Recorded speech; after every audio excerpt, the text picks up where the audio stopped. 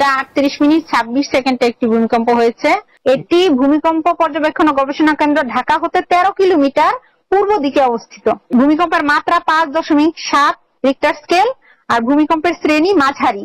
এরকম একটা বড় ভূমিকম্প হলে এর আগে এবং পরে মানে আফটারশক এবং প্রিশক হয়। যখন এটা ছোট হয় সেটাকে বলা হয় প্রিশক, এবং এটার পরে যদি একটা বড় ভূমিকম্প হয় তাহলে এই ভূমিকম্পটাই হয়ে যাবে প্রিশক। আসলে সবসময় একটা বড় ভূমিকম্প হওয়ার পরে ছোট বা বড় ভূমিকম্প হওয়ার সম্ভাবনা থাকে।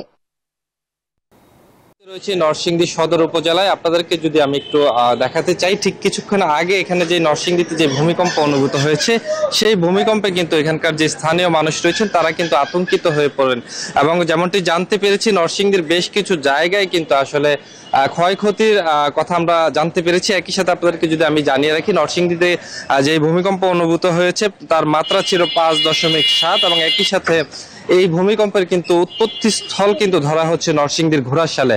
আমরা যদি স্থানীয় একজনের কাছে জানতে চাই কেমন ভূমিকম্প অনুভূত হয়েছিল। আসলে ভয়ানক এক পরিস্থিতি অবস্থা হয়েছিল। আসলে আমরা সবাই আতঙ্কগ্রস্ত ছিলাম যে এমন এক অবস্থা, আমি আমার জন্মের পরে এইরকম অবস্থার সম্মুখীন কখনো হই নাই। প্রত্যেকটা মানুষের মধ্যে ভয়ের একটা ছাপ ছিল। যারা বিল্ডিং এর ভিতরে ছিল এরা তো দৌড়ায় নামতেছিল, কার আগে কে নামবে। সিঁড়ির মধ্যে যারা লিফটে ছিল, আমাদের পাশে যে একটা 10তলা বিল্ডিং, ওই লিফট নষ্ট হয়ে গেছে। তারপর মানুষের মধ্যে আতঙ্কগ্রস্ত অবস্থা হয়ে গেছে। সবাই যে যার মতো দৌড়ায়, মহিলারা কান্না করতেছে, বাচ্চারা কান্না করতেছে। বাসার যে কাছের জিনিসপত্র এগুলো টেবিলের উপরে যেগুলো ছিল সবগুলোই ভেঙে গেছে। বাইরে শুনতেছি আমাদের পাশে এই গাবতলিতে এক জায়গায় বিল্ডিং এর উপর থেকে ছাদ থেকে এক লোক পইরা তার হাত পা ভেঙে গেছে, তার ভয়াবহ অবস্থা। 15-16 জন আহত হয়ে গেছে। আশেপাশে অনেক বিল্ডিং এ বেশিরভাগই মোটামুটি যেগুলো হাইরাইজ বিল্ডিং সবগুলো ক্ষতিগ্রস্ত হয়েছে। এই অবস্থা। তো যেমনটি শুনছিলেন, স্থানীয়রা যেমনটি বলছিলেন যে আসলে এই মাত্রার ভূমিকম্পে কিন্তু আসলে ক্ষয়ক্ষতি হয়েছে, একই সাথে কিন্তু অনেকে আহত হয়েছেন।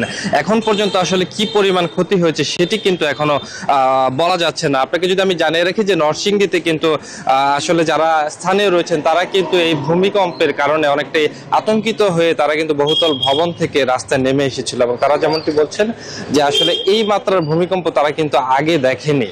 তো সবকিছু মিলিয়ে নরসিংদী থেকে কিন্তু এই ছিল আমার কাছে ভূমিকম্পের সর্বশেষ খবর। এই ফিরে যাব স্টুডিওতে মনিরার কাছে। মনিরা, ধন্যবাদ হৃদয় আপনাকে।